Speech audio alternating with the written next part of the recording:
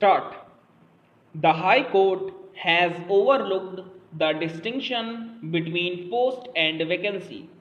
If the requisite posts were already exhausted by direct recruits against the earmarked quota for direct recruitment merely because some vacancies occur, it would not be open to the aspiring candidates against the direct recruit quota to challenge the selection process commenced for the post of judicial officers by promotion through limited competitive examination. The cadre strength is always measured by the number of posts comprising the cadre. The right to be considered for appointment can only be claimed in respect of a post in the given cadre. The percentage of quota has to be worked out in relation to number of posts which form the cadre and has no relevance to the vacancy that would occur. This aspect has been glossed over by the High Court in the impugned judgment.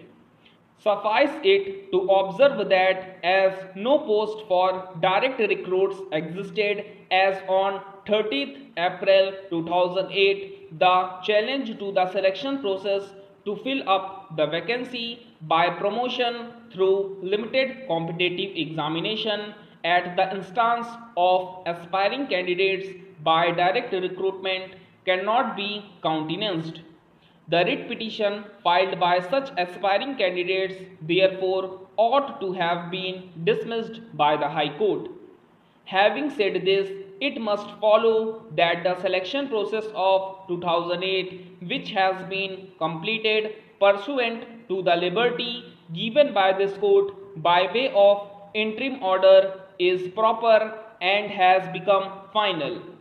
On this finding, the challenge in the companion writ petitions to the selection process commenced for the year 2010 does not merit interference, in that the vacancy position as on the date of the notification, that is 4th November 2010, for commencing selection process in 2010 were only up to 8 vacancies for appointment by direct recruitment from the bar.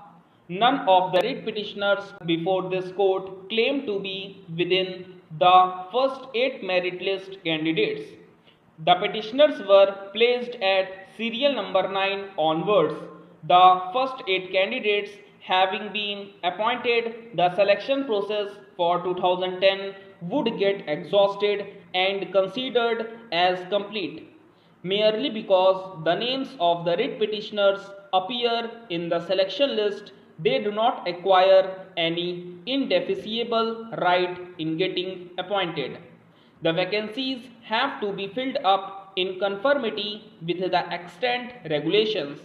The selection process in which the writ petitioners participated was commenced on the basis of the said notification for 8 notified vacancies, and appointments have been made from the meritorious candidates. That selection process must be treated as having come to an end. The fact that the notifications for subsequent selection process issued by the High Court notifying different or higher number of posts for direct recruitment can be of no avail to the selection process of 2010. That changed position is ascribable to subsequent period on the basis of availability of posts for direct recruits. Similarly, the fact that one candidate amongst the appointed 8 candidates after due selection subsequently resigned, no right can accrue to the writ petitioners on completion of the selection process of 2010. Stop.